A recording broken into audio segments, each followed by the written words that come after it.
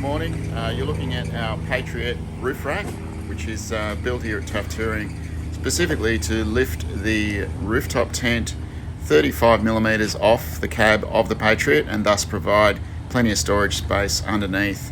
It also gives you the height for rapid set awnings to work straight off the side of your tent, meaning no lifting arms, no wobbling, and a much firmer and more secure, stable footing for that. You'll see that this one's been covered in checker plate.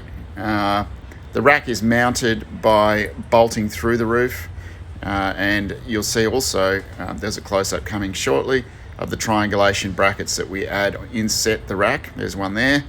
They give you a vertical square surface so that you may mount a cage at the front and rear should you wish at a later position in time. This is an X2 in the pictures, so this is our shorter version, which is a 1680 rack, 1650.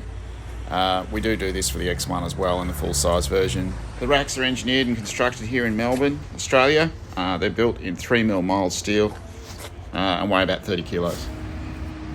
They really improve the load carrying abilities for dirty storage of this trailer and also improve the setup and pack up speed dramatically for touring with this trailer.